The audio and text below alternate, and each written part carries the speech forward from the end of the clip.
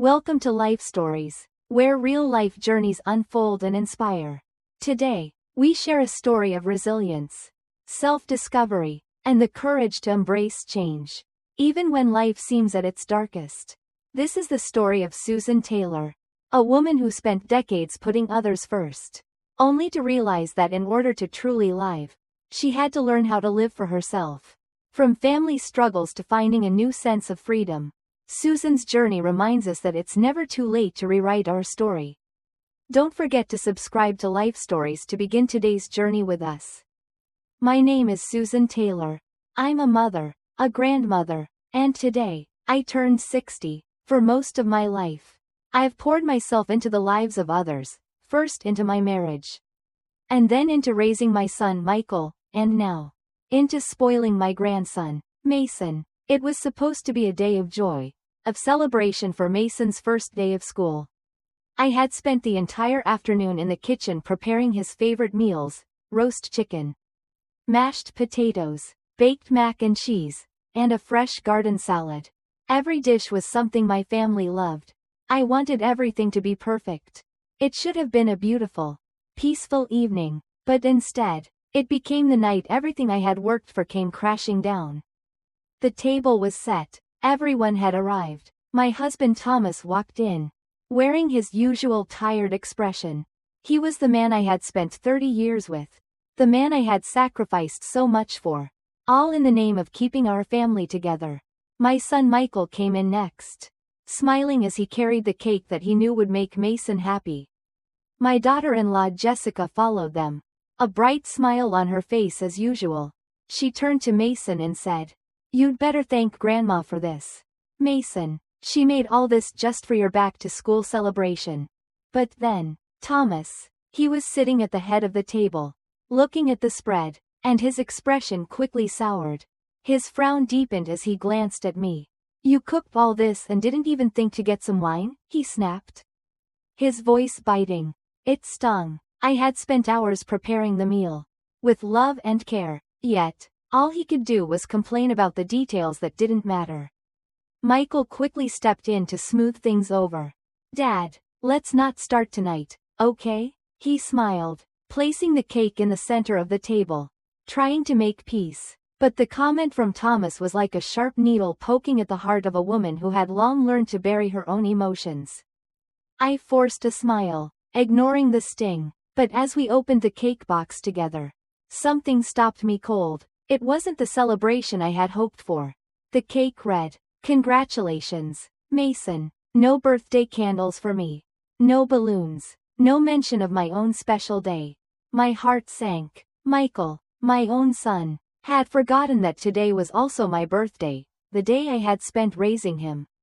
The day I had hoped for some acknowledgement of my love. I'd reminded him just a few days ago, in a soft voice, that this was a day that meant something to me too. "Mom, what are you doing?" Michael asked as I froze. "Where's the lighter? Help me find it so Mason can make a wish." I glanced at him, and then to Thomas, who barked, "Did you go deaf? He asked you to grab the damn lighter. What are you standing there for?" That was it. The silence in my chest had turned into something louder. Something more unbearable than any loud voice could cause. I swallowed my pain and forced myself to answer. "Aside from Mason's big day, do you remember what else today is?" I glanced over at Michael, hoping he'd remember, hoping he would at least acknowledge my presence. His brow furrowed. "What do you mean, Mom?" Before I could answer, Thomas growled, "She's always got to make things complicated. Just get the damn lighter." The sting of his words, the disregard in his voice, was something I had grown used to over the years. But that night, it felt different. It felt as though it was the final straw. I got up, walked into the kitchen to grab the lighter. As I did, the weight of the years pressed down on me. I thought of how I had always put others first, how, after Michael was born, I had given up everything. I stopped working, sacrificing my own dreams, my independence, just to care for him. How I had spent years holding this family together while Thomas drank and gambled away the money. How I had carried the load, silently and quietly, hoping one day they would see me. But they never did. When I returned, Everyone else was laughing and talking, oblivious to the turmoil I was feeling inside. My hands shook slightly as I lit the candles on the cake. And I watched them, these people I had given so much to, celebrate Mason while I faded into the background. I thought, not for the first time, that my whole life had been about making others feel good while I remained unseen. But tonight, I wasn't going to ignore it anymore. Not tonight. Dinner began, and the moment Mason dropped his fork, everything changed. Normally, I would have jumped up to get him another one. But I didn't. I stayed seated. The words that had been building up inside me came to the surface. Mason, you can do that yourself, I said, my voice calm but firm. Mason frowned, kicking at Jessica's chair. Grandma won't get my fork, he yelled. Jessica turned to me, sweetly, her voice raised a little. Margaret, where do you keep the extra silverware? I'll grab it for him. And then Thomas, his face darkening, barked, go get him a fork. Margaret. That was it. I couldn't take it anymore. I stood up, not heading toward the kitchen, but instead walking into the bedroom, gathering my things, and preparing to leave. I had spent 30 years putting others first, putting up with everything, but in that moment, with my back to them, I realized I had no more to give. As I packed, my heart broke for the woman I had become, someone who had sacrificed everything and yet was still invisible. That night, I made a decision. I would leave Thomas. The night that should have been a joyous family gathering quickly descended into chaos. As I stood in my bedroom, packing my things, I felt a strange calm wash over me. I had spent years enduring Thomas's neglect, his alcoholism, and his selfishness, all while pretending to be okay, pretending that everything was fine. But tonight, I couldn't pretend anymore. I had reached my breaking point. I walked back into the living room, dragging my suitcase behind me. The noise of their laughter, their chattering, still echoed around the room like nothing had changed. But something had changed, deep inside me. Something had snapped. I was done. Mason was sitting at the table, eating happily with Jessica, while Thomas downed his glass of whiskey, the bottle already half empty. Michael wasn't paying attention, his eyes glued to the phone. As usual, but me? I was done. I walked to the table and stood there for a moment, my eyes meeting Thomas's. His smug expression, that arrogant, dismissive look that had always bothered me, felt like a punch to the gut. I want a divorce, I said, my voice steady, not a tremor of doubt in it. The room went quiet. For a moment, I thought the world had frozen. Then, Thomas exploded. He slammed his glass down on the table, and I saw the anger in his eyes. He was about to lash out, to flip the table and make this all my fault, just like he always did. But something stopped him. He glanced at Mason and Jessica, and the rage that had been bubbling in him seemed to dissipate. Just for a moment. What do you mean, a divorce? Thomas roared. You're almost 70, and you want to tear this family apart now? Brian, Michael, jumped up from his seat. His face flushed. Mom, what are you talking about? We're all just trying to enjoy dinner.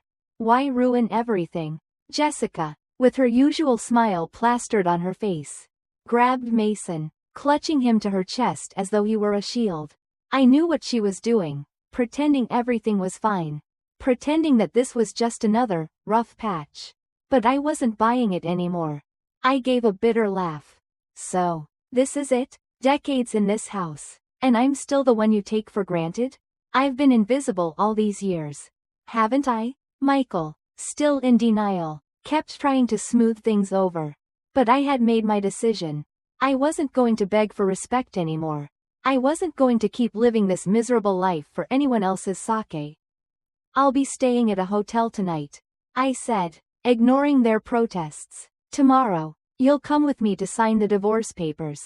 Thomas's face twisted in anger. I'm not agreeing to this. Are you insane? We've been together for 30 years.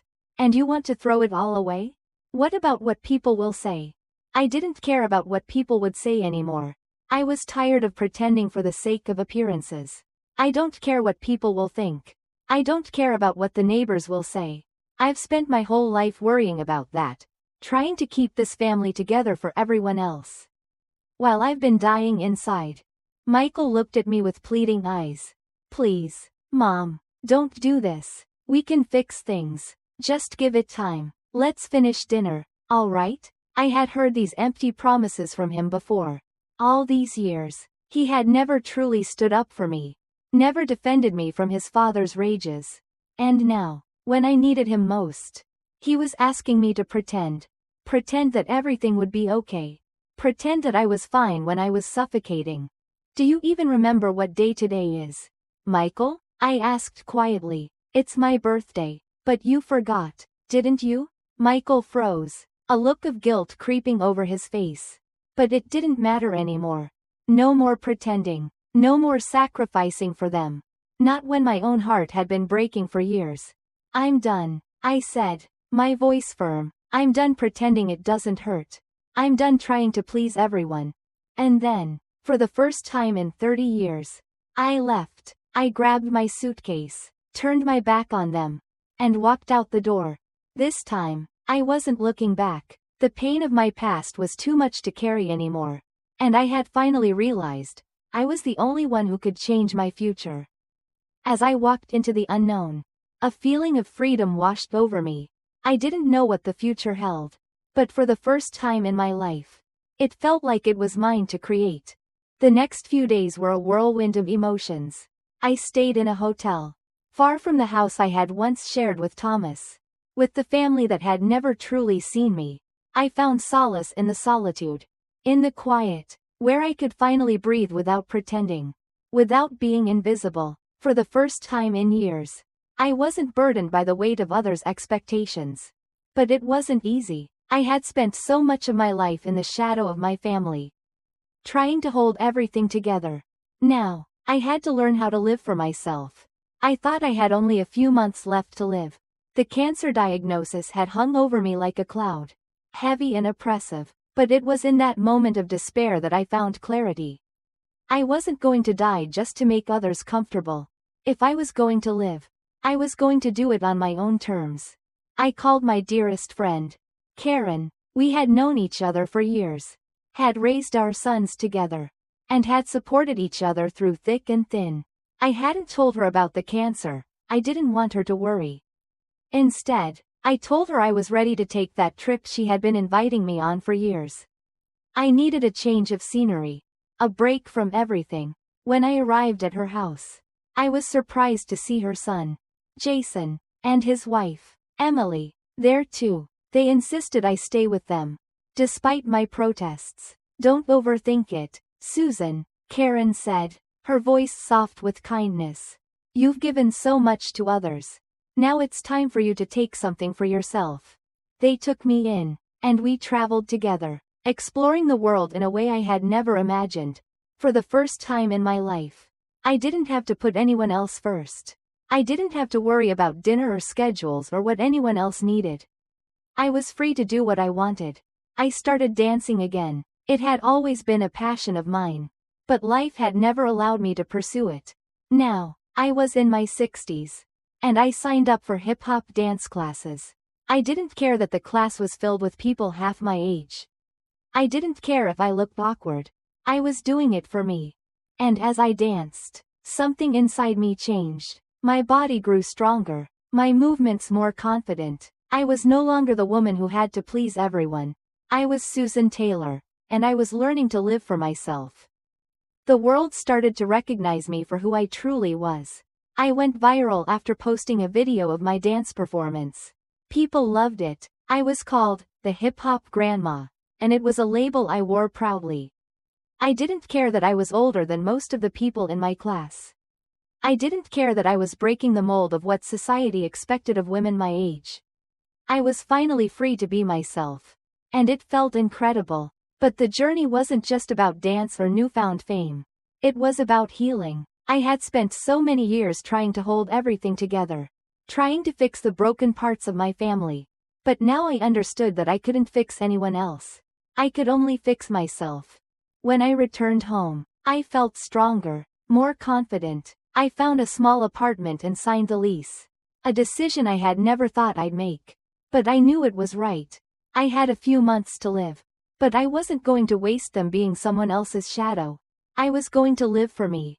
To embrace every moment, every new experience. As I stood in front of the mirror one day, looking at the woman I had become, I smiled. My face had wrinkles, my hair was silver, and my body wasn't what it once was. But I didn't see flaws. I saw strength. Each wrinkle was a reminder of everything I had survived, everything I had overcome, and I was proud of it. Life was no longer about enduring for others. It was about living for myself. It wasn't too late to make my life my own. And I was going to do just that. As the days turned into weeks, I continued to live the life I had always dreamed of. One that was free from the expectations of others. The pain of my past was still there. But it no longer controlled me. Instead, I chose to fill my days with joy. With dancing, learning new skills, and exploring the world. I had become someone I never thought I could be. Strong, independent, and unapologetically myself. I went on that trip to Europe, visiting the places I had only dreamed of. I danced in the streets of Spain, stood in awe at the Louvre in Paris, and rode the scenic trains through the Swiss Alps. I experienced life in a way I never had before, and I realized that even though my time might be limited, it was mine to live as I pleased. And then, something extraordinary happened. As I continued to live in the moment, I felt better, stronger, healthier. The cancer that had once been a death sentence seemed to fade away. I went back to the doctor, and the results stunned me. There was no sign of the disease. It was a miracle, a reminder that sometimes, when you live for yourself, when you take control of your own happiness, the world has a way of surprising you. Now, I spend my days doing what I love, teaching others to express themselves through movement, and showing them that it's never too late to start living fully. My story is just one of many, and I hope it can inspire others to find their own path to freedom. If you want to hear more life stories like mine, make sure to subscribe to our channel for the latest videos. Life is unpredictable, but it's ours to live. Thank you for being a part of my journey.